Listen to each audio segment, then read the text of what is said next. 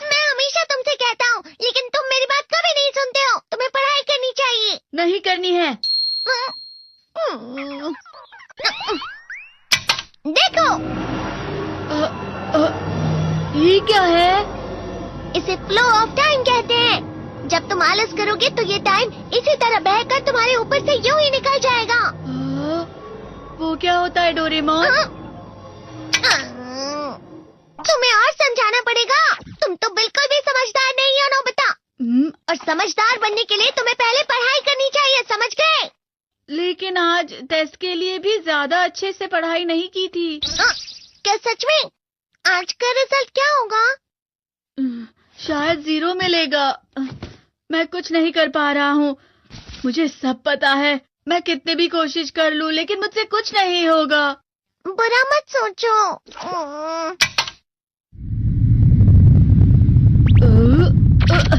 ये क्या है?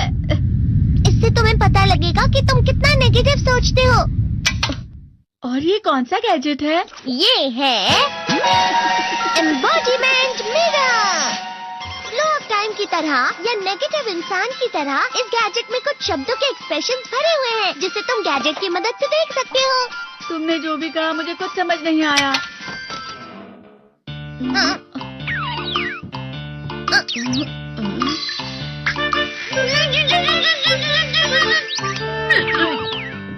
ये क्या था डोरेमोन? एक कहावत है, लोमड़ी की वजह से बुरा होना। ये तुम्हें यही बता रही है। ये तो मजेदार है। मुझे और ट्राई करना है। ये खिलौना नहीं है नोबिता। मैंने निकाला था तुम्हें चीजें दिखाने के लिए। रुक जाओ। मैं इससे बहुत सी चीजें कर सकता हूँ। इसका स्विच ऑन कर देता हूँ। तुम फिर से खेलने जा रहे हो? हाँ, मैं जा रहा हूँ मॉम। तुम पढ़ाई नहीं कर रहे हो। मुझे बस इस साल के रिजल्ट का इंतजार है। दुख हुआ, मुझे बहुत दुख हुआ। मेरे कानों को बहुत ज्यादा दुख हुआ। इसका मतलब है कि उसके कान खराब होते हैं।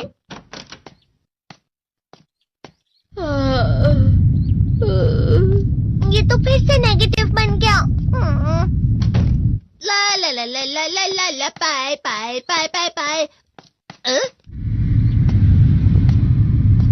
नोबिता, तुम हमेशा नेगेटिव रहते हो और मुझे तो देखो, मैं हमेशा कितना ज्यादा खुश और हंसता रहता हूँ।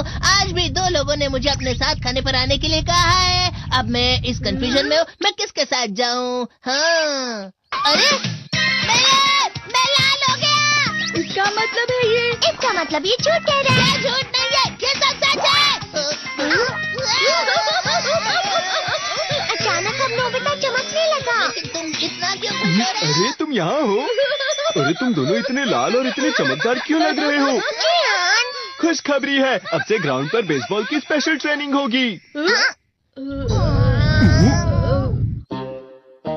बॉल अच्छे से पकड़ना।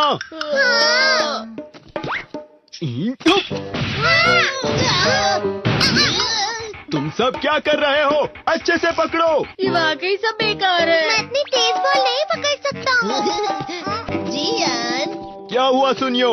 मुझे तुम्हारे बगल में खड़े होकर तुम्हें शानदार स्विंग करते हुए देखना है। क्योंकि मैं अपनी प्रैक्टिस स्विंग की जगह तुमसे 100 गुना ज्यादा अच्छे से सीख सकता हूँ ना। ठीक है सुनियो, अब तुम कैचर हो। अरे वाह जियान। तैयार हो जाओ। अच्छे से पकड़ना, ठीक है? ये लो। क्या कर रहे हो? बॉल सही से पकड़ो। सही से पकड़ो ना, सही से पकड़ो। जियान, तुम वाकई किसी भी खिलाड़ी से कम नहीं हो। क्या सच में सुनियो? हाँ, मैं सच कह रहा हूँ। तुम बड़े बड़े मैच भी खेल सकते हो। मस्का लगाओ। चलो भी सुनियो, मुझे अब शर्म आ रही है। हाँ, वाकई बेसबॉल में किसी भी मैच में कभी भी कोई मुझसे जीत ही नहीं सकता है। जियान तो पिघल गया और बेवकूफ बन गया। हाँ, खिलाड़ी। सुनियो उसे क्या कह रहा होगा? वो जरूर उसे मस्का लगा रहा होगा। मस्का?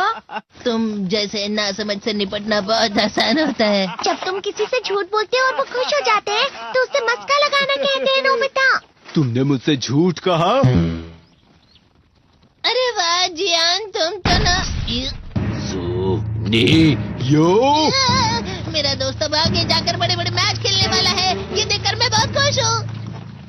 तुम इतना मस्का क्यों लगा रहे हो? अरे नहीं जियान, मैं तो सच में पूरे मन से तुम्हारी इतनी अच्छी अच्छी तारीफ कर रहा हूँ। हाँ। लेकिन तुम लाल हो रहे हो। तुम झूठ कह रहे हो। नीयो, मेरा मजाक उड़ाने की तुम्हारी हिम्मत कैसे हुई? ये तो बहुत मजेदार गैजेट है। अरे हाँ, मैं अभी जाके ये गैजेट शिजुका को भी दिखाता हूँ।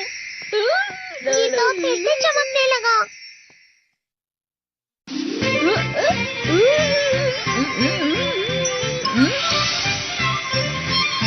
शिजुका!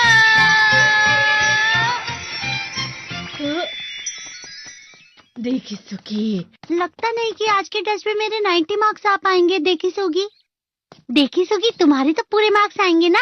मैं कोशिश तो पूरी करता हूँ, लेकिन मुझे भी तुम्हारी तरह हमेशा फुल मार्क्स चाहिए। ऐसा मत कहो शिजुका।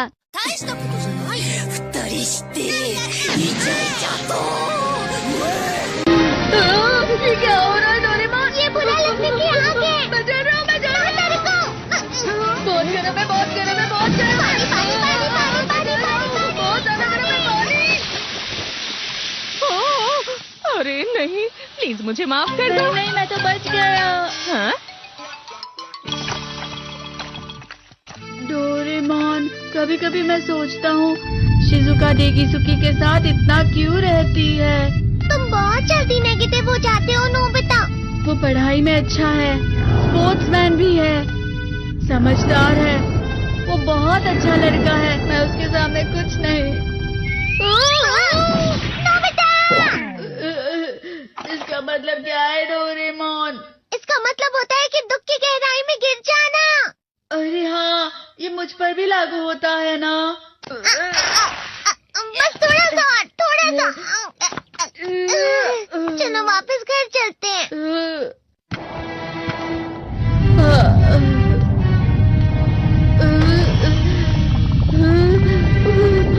पता नहीं, मेरा शरीर बहुत भारी हो गया है। हमारा शरीर भारी नहीं होता, हमारा मन भारी हो जाता है। अरे हाँ, इसे कहते हैं मन का भारी होना। और जिस तरह से मैं चल रहा हूँ उसे कहते हैं कांटों भरा रास्ता।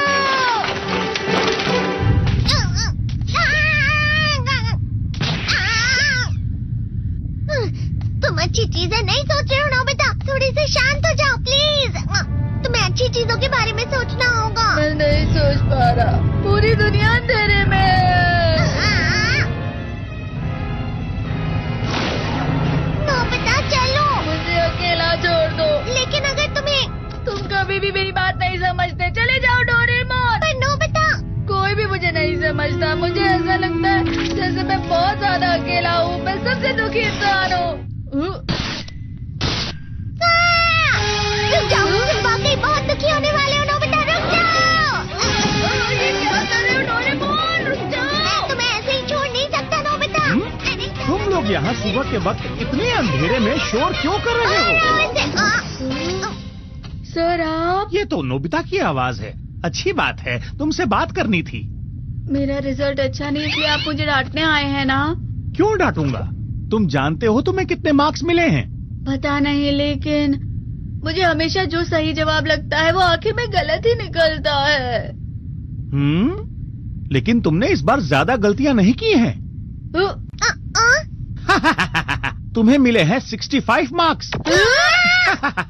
तुम कभी कभी तो अच्छी पढ़ाई करते हो। 65 मार्क्स?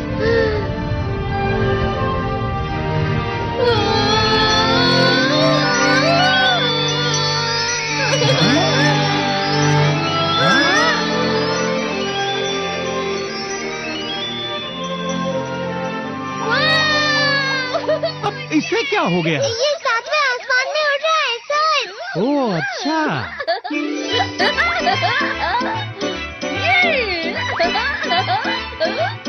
इसे कहते हैं खुशी में चलना। हाँ, मैं जानता हूँ। हाँ, ये प्लम का फूल है। ये तो वो तो दिख रहा है। और यहाँ भी है। हाँ, ये अच्छा लग रहा है। हवा? क्या हवा? मुझे कल से कुछ अलग लग रहा है।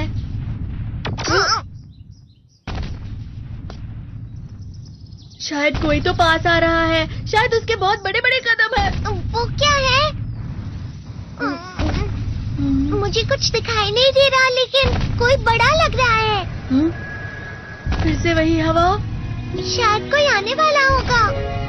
ये खुशबू तो ये गर्म है।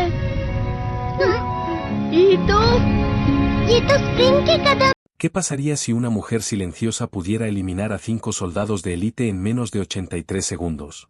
¿Y si lo que parecía un simple error administrativo fuera en realidad algo para lo que el ejército no tenía protocolo? Quítenle el arma ahora. La orden no admitía preguntas. El comando cortó el aire del desierto como una cuchilla afilada. 5 pares de ojos se enfocaron. Los instructores se movieron sin vacilar, rodeando a la mujer que habían llamado en silencio el mayor error en la historia del programa. Lo que sucedió en los siguientes 83 segundos se grabaría para siempre en sus memorias. Destruiría suposiciones, arruinaría reputaciones y transformaría el caso Eden de un aparente error administrativo en algo para lo que el militar no tenía protocolo. Esta es la historia de cómo una mujer silenciosa eliminó a 5 soldados de élite, y por qué ese material fílmico está enterrado bajo niveles de clasificación que oficialmente no existen. El convoy se detuvo en el sector 9 de la puerta sur. El calor ya se filtraba por las ventanas mientras 17 candidatos se preparaban para su lugar de examen. La mayoría llevaba la misma expresión, mandíbulas tensas, miradas nerviosas, empapados de adrenalina y cafeína. Pero el sargento Tradane, observando desde una plataforma sombreada sobre el terreno, notó algo inusual. Una de las llegadas no coincidía con las fotos del expediente. Llevaba botas civiles, ninguna insignia táctica, una blusa gris simple en lugar del equipo prescrito. Dane entrecerró los ojos. Se movía con una determinación tranquila, sin arrogancia, sin miedo, solo certeza. Como alguien que ya conocía el plano de memoria, salidas, líneas de visión, personal. ¿Quién diablos entra así a un entrenamiento hecho como si ya lo hubiera aprobado? Su nombre, Eden Cass. Su expediente estaba limpio. Demasiado limpio. El comandante Marakin ya la había marcado. Solo 7 páginas, ningún despliegue, ningún reconocimiento. Pero al final, profundamente escondida, quien encontró una línea que heló su sangre, nivel de autorización previo hecho negro, archivado. Quien nunca había visto archivado conectado con un candidato vivo, y mucho menos con alguien supuestamente civil. Eden no se quedó boquiabierta como una turista. No siguió a los demás. Su mirada captó salidas, cristales espejo, puntos ciegos. Su contacto de emergencia no estaba tachado, no estaba vacío, estaba limpio. Dane la observó integrarse en la formación. Tranquila, silenciosa, civil en el papel, pero en su calma había algo que no pertenecía ahí. Ella no es verde, murmuró. Solo está cubierta de polvo. Lo que aún no sabía era que las reglas de su mundo acababan de cambiar, y el sistema que pensaba tener bajo control ya había sido violado hace mucho tiempo. La debilidad era un lujo que costaba vidas, y la compasión era solo debilidad con una máscara. En el campo Grayson no había lugar para ningún